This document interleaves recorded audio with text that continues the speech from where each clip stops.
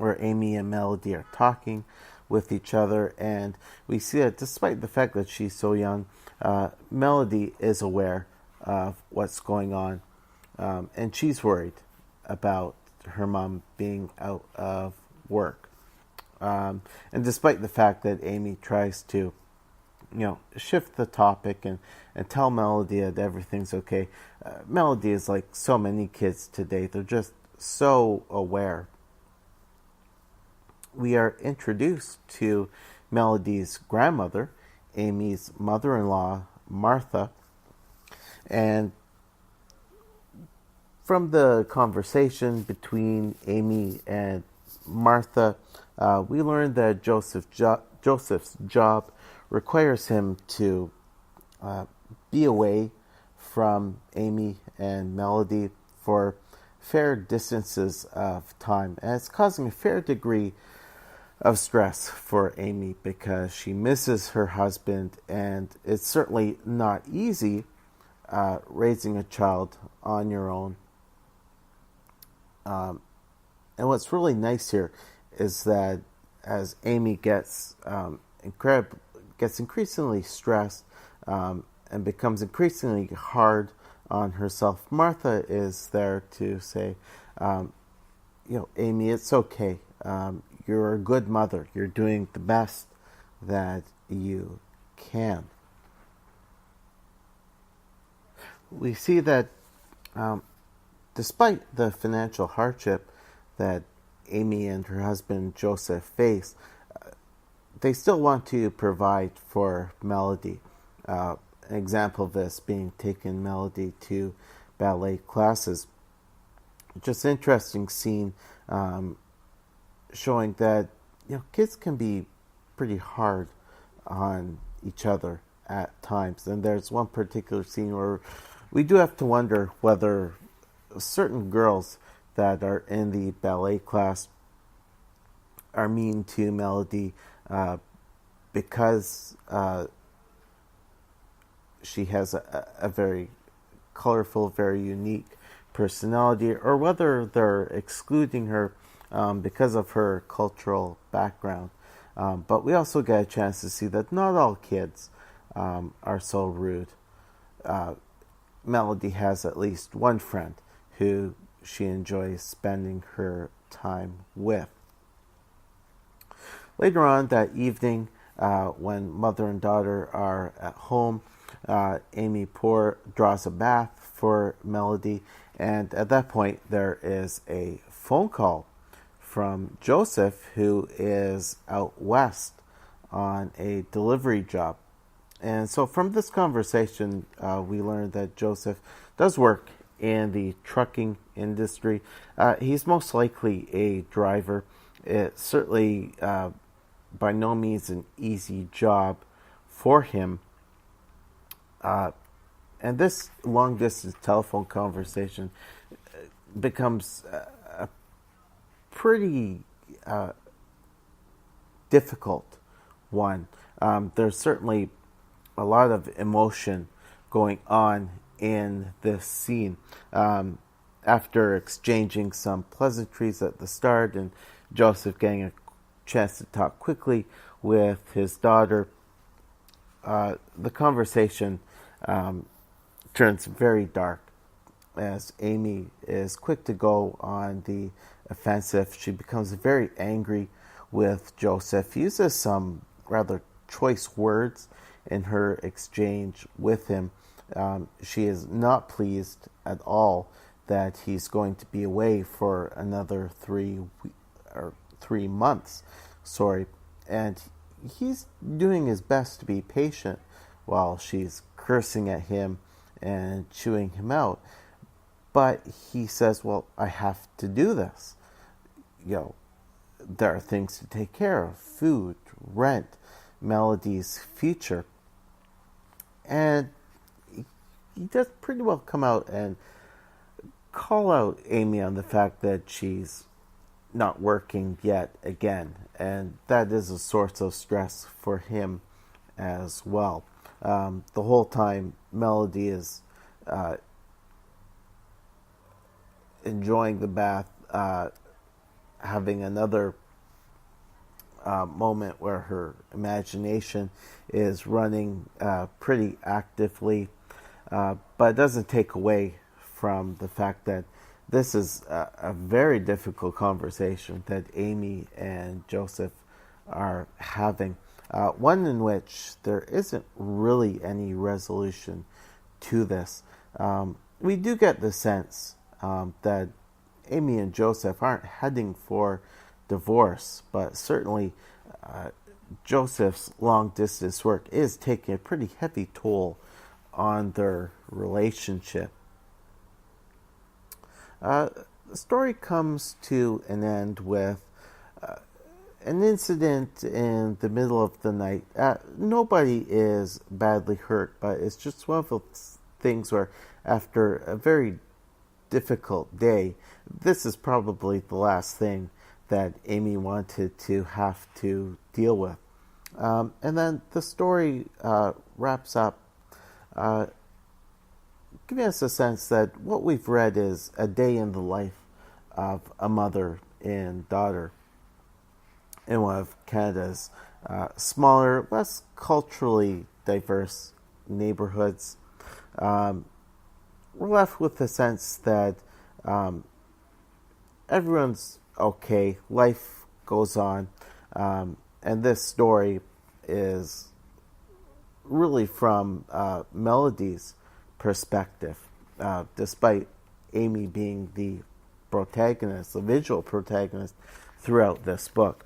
The back matter is really neat. There's a bunch of comic strips that are drawn in a very different style. They look as though a child has drawn them, and given the words, given the humorous tone of these comic strips, we get the sense that it's Melody who's drawn the strips, and they give us a greater sense of how she views her relationship with her mom, with her grandmother, with those around her. And now for my review of Queen Street. This is a story which I've been looking forward to reading for quite some time. I follow Chapter House regularly, of course, and so I've been checking out previews of this graphic novel for some time. I was a real dunderhead because for the longest time I was thinking that this story took place on Queen Street in Toronto. I thought, oh, okay, that's really neat because I'm enjoying The Pitiful Human Lizard, which takes place in Toronto. I thought, okay, here's another Toronto-based publication. But then I found it was Queen Street in Sault Ste. Marie. Sault Ste. Marie is a really beautiful city. One of its greatest claims to fame is its Ontario hockey team, the Sault Greyhounds, and their most famous alumnus would be Wayne Gretzky. I think it was during his time with the Sault that Gretzky first wore the number 99 on his jersey. So when I picked this up at Comic-Con, I was really excited to read this, and I read the story in a couple of sittings, and if it weren't for the fact that I had other things to take care of around the house and with work, I would have just read this graphic novel from cover to cover in one sitting. It's that engaging a book. What really got me at the start was that Ms. Chatniff has created these very realistic, very relatable characters. And now, of course, I'm middle-aged male. I'm Caucasian. I've lived in Canada my whole life, so I can't say that I relate to Amy's experience. However, through my walk throughout life, I've come to meet a number of parents and a number of newcomers to Canada, and so I can say that in reading this story, it made me think of different people who I've met throughout my life, people who have had experiences very similar to Amy. I certainly look at my wife and how she spends so much of her day looking after our little girl while I'm away at work. Unfortunately, I've also seen how some people have treated newcomers to Canada in a very condescending manner. And so for that, I completely get why Amy is frustrated when she goes to work at a restaurant and the boss thinks that she will understand things better if he talks really loud and in a really slow, monotone voice. I mean, nobody likes being spoken to that way. And for someone so well educated as Amy, of course she would be frustrated. And just thinking that she's experienced this multiple times in her 10 plus years in Canada, that does get very wearing. I find the character of Melody to be very engaging and very realistic too. I mean, as a teacher, I've worked with so many kids, and you really cannot get much by kids today. Though you may try to distract them and to speak in hushed tones with other adults, kids still clue into things, and they're able to put two and two together. I really like the mother-daughter dynamic between Amy and Melody, where, I mean, they both love each other very much, and they both have these very colorful personalities. And so at times, when you put those two colorful personalities together, it can make for some interesting interactions. As I was reading the story, I was thinking that, you know, in 5 years' time, the way that Amy and Melody get along will be very familiar, very relatable to me, as I'll see a very similar relationship between my wife and Victoria. Something else that I appreciate about the story is that Ms. Chetniff avoids certain tropes in storytelling, and one of those big tropes is the mother-in-law from hell.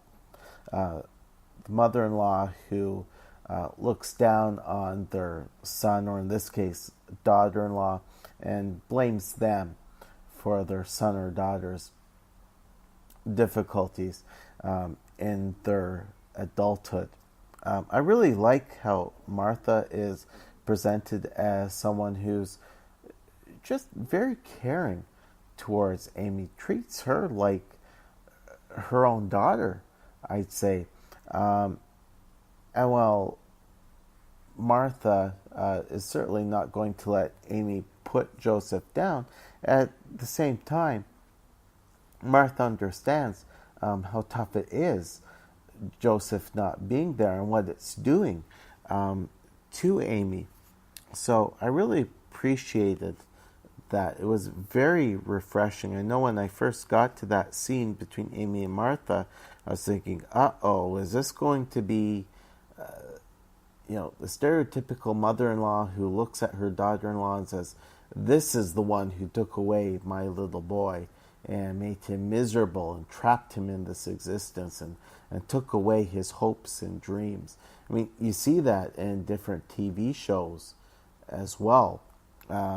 Especially in these different reality shows where the son or daughter-in-law is from another country.